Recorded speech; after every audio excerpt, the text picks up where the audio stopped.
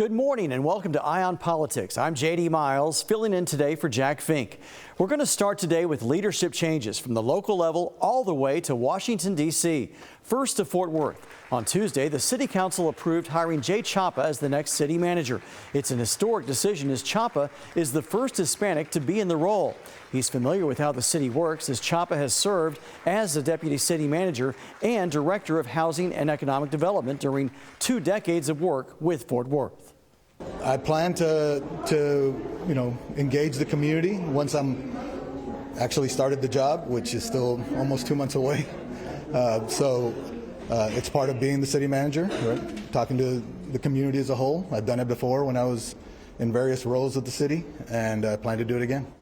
Chapa will start in his new role in late January. He takes over for David Cook, who is retiring next February. Chapa will have one big decision right out of the gate. He will hire the next police chief after Neil Noakes announced he is retiring next May. During the announcement, Noakes says he wants to spend more time with his family. He reflected on his nearly 25 years with the department and what he will not miss. Maybe not being tethered to my phone 24/7. I will enjoy being able to spend time with my beautiful wife, my kids, and my grandchildren, and not have to wake up every morning and check my email to see if someone died, to see if something tragic happened in our city, if there's something that happened on my watch that I wasn't able to stop. I won't miss that. Let's take a look at Dallas now, where their process to hire a new city manager appears confusing and leaving some frustrated. During a meeting on Thursday with the committee tasked to recommend a finalist for the position, some city council members wanted answers, especially with the list of 50 candidates recruited by a search firm before it was whittled down to 4 and presented to the committee. I have no idea how any of our colleagues would be able to find a couple dozen that look qualified, because this list is embarrassing. I was very disappointed to see only 4 brought forward. It's not what we expected when you proposed it, and looking at them, it seems like it should have been a larger pool. The city committee will review about 50 resumes before meeting again tomorrow at 1 p.m. to see if the semifinalists should be changed. This is where it gets confusing. That meeting happens after a special called meeting of the full Dallas City Council at 9 a.m. Monday. According to the agenda posted online, the council will go into executive session to interview the semifinalist candidates, discuss qualifications, and deliberate the appointment of the city manager. We'll let you know what happens. Whoever is hired to replace T.C. Broadnax, who left in June to take the city manager's job in Austin, the new hire will be tasked with finding a new police chief after Eddie Garcia left to become a deputy city manager in Austin last month. Now let's turn our attention to Austin and the race to be the next Speaker of the House. As we told you during our last program, Dade Phelan made it official that he wouldn't run for a 3rd term as Speaker. And after the 3 votes behind closed doors in Austin last weekend, the Texas GOP caucus chose to support Mansfield Representative David Cook before the 3rd vote. Representative Dustin Burrows, who also wants to be Speaker, along with over 20 of his supporters, left and didn't return afterwards. Cook said he would work to get all the support of Republicans in the House. And for those 26 members that chose to leave, please know you have my commitment that I want to continue working with you day and night between today and January 14th to unify the Texas House Republican caucus so that the majority will prevail in the Texas House. Now, after the vote, Dustin Burrows held a news conference and released a list of over 70 Republicans and Democrats in the House who he says will support his candidacy for Speaker. And these members, I cannot thank enough for putting their trust and faith and support in me to make sure that next session we deliver the results to all Texans. After the vote, the Texas House Democratic Caucus said they opposed David Cook's candidacy, going on to say, as the race progresses, Texas Democrats remain committed to opposing any candidate who seeks to disempower Democratic members by limiting the role we play and our ability to work on behalf of those we represent. The Speaker's race has caught the attention of Donald Trump Jr., the president-elect's son. On social media posts, he called for Republicans to unite behind David Cook.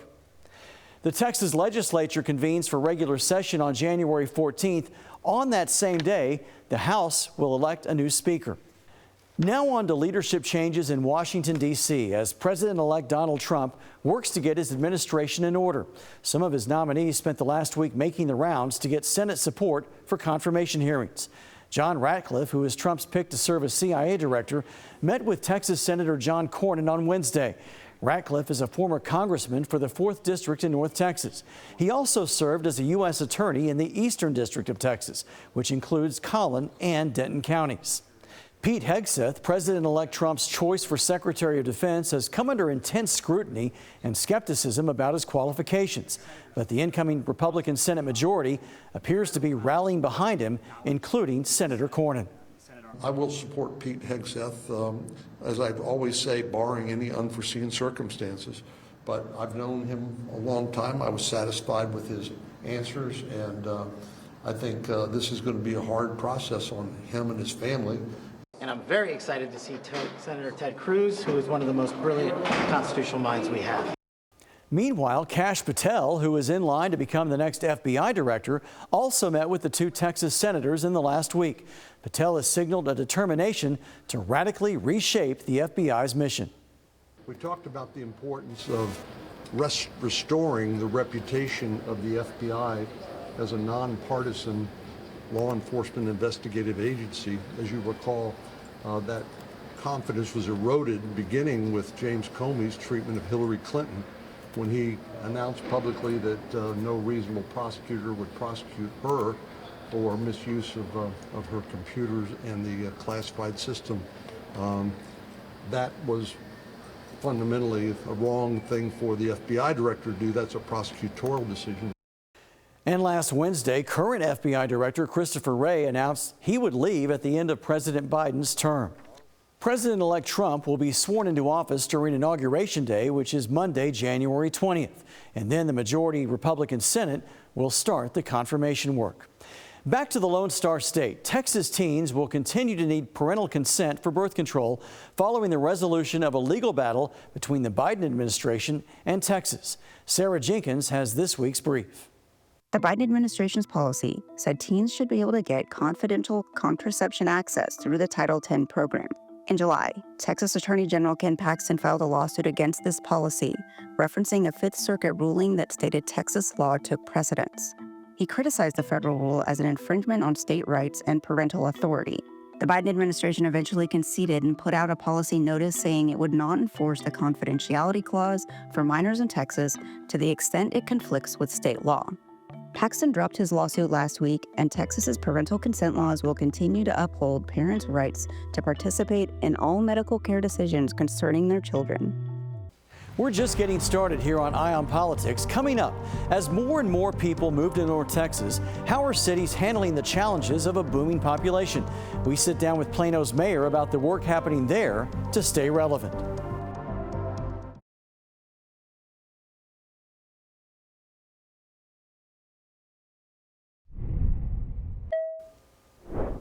Welcome back. As North Texas grows, we've been talking to cities about their economic development plans. Eye on Politics anchor Jack Fink recently sat down with Plano Mayor John Munns about that topic, as well as the city's plan for funding DART. Our region is boomtown. How does Plano separate itself and keep itself relevant? Well, it's really important that we focus on everything, and first and foremost is our infrastructure.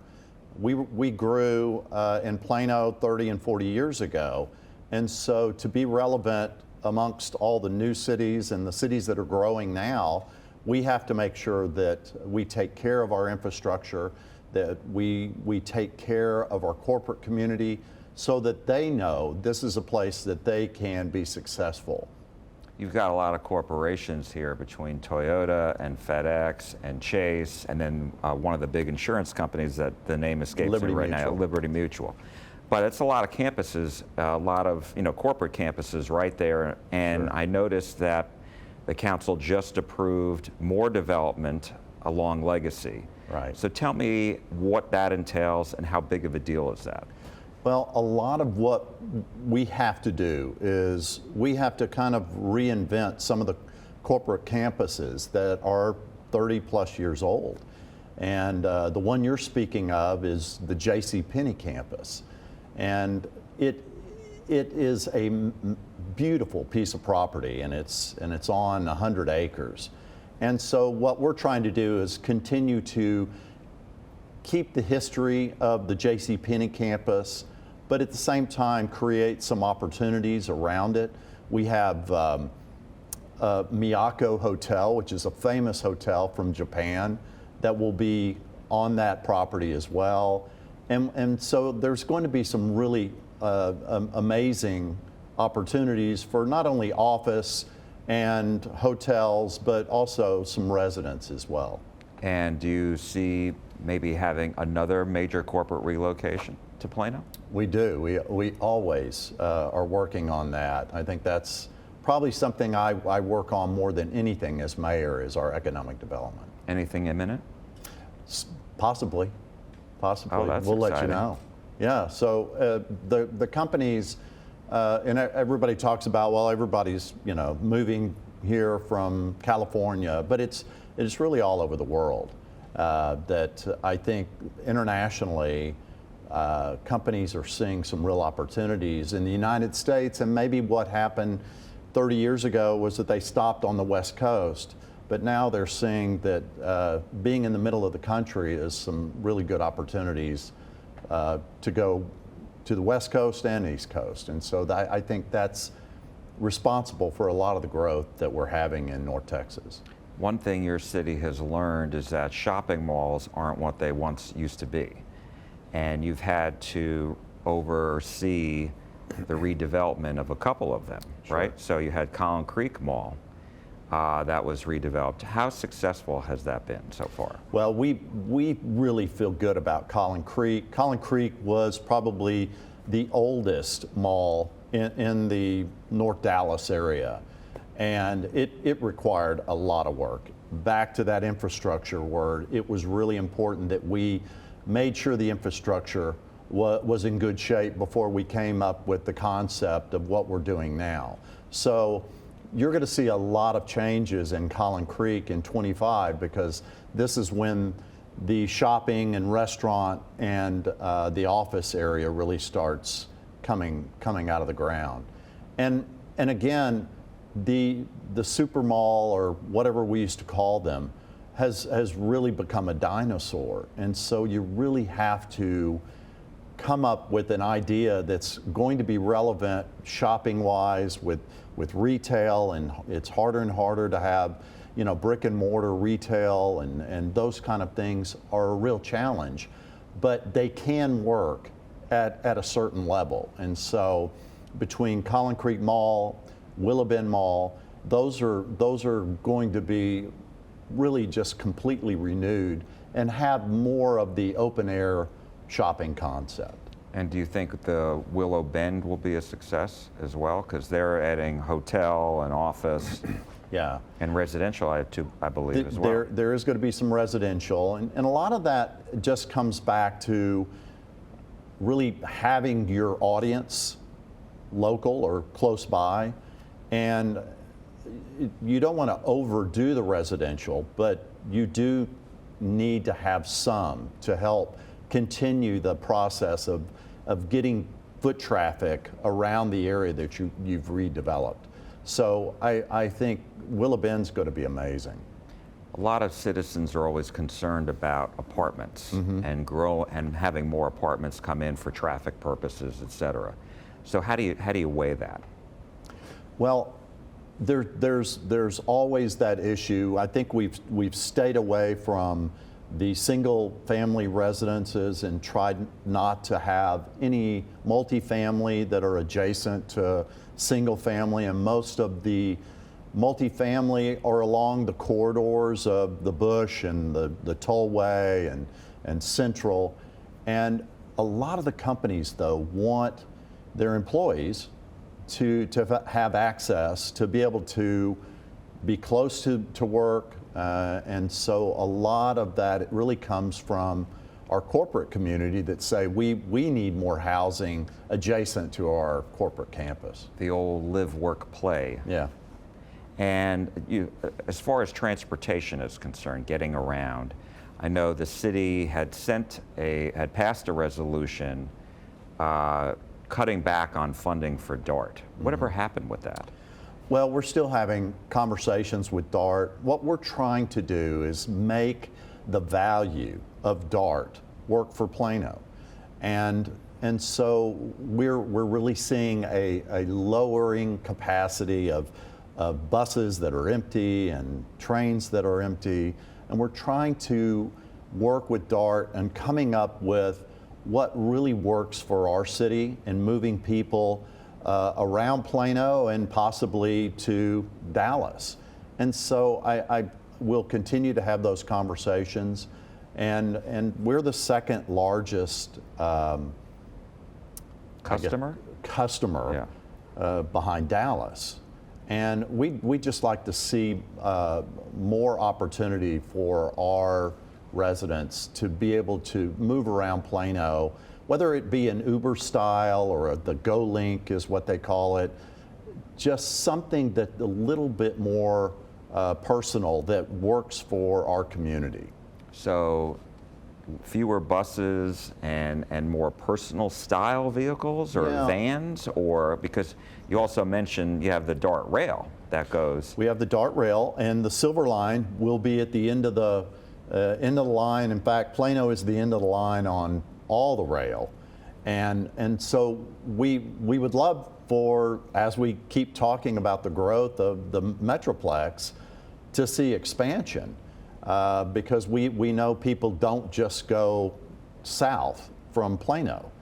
And so that's really important to us. But yes, we're looking at less of the full-size buses that go around Plano to more personal style, moving people to and from work, whether it be from East Plano to Legacy West or back and forth, whatever it may be, to make sure that we have our residents can get around Plano and obviously anything that is a part of DART, so that they can have access to their work and shopping and things like that. What did pollsters learn after last month's election? We get some answers next here on Eye on Politics.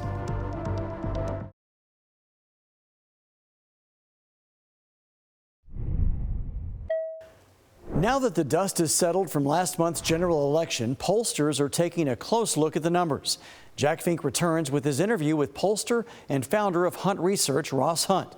They talk about the trends during the election and what could potentially be ahead for Republicans and Democrats.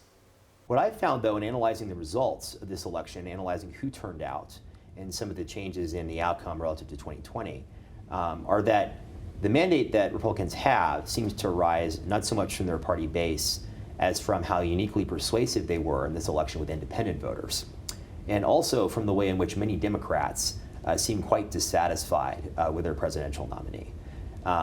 So if you break down the movement that President Trump experienced relative to 2020, he improved a great deal in his margins over that election.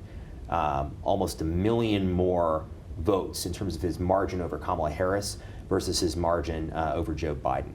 However, by my calculations, if you look at who turned out to vote, only 5% of Trump's gains since 2020, his improvement since the last election, can be ascribed to turnout of hardcore Republicans. So those are your primary voters. That's right. Yeah, if you look at primary voters, only about 50,000 more primary voter votes were cast by Republicans in 2024 than in 2020. And that's nothing to turn up one's nose at. It made a big difference.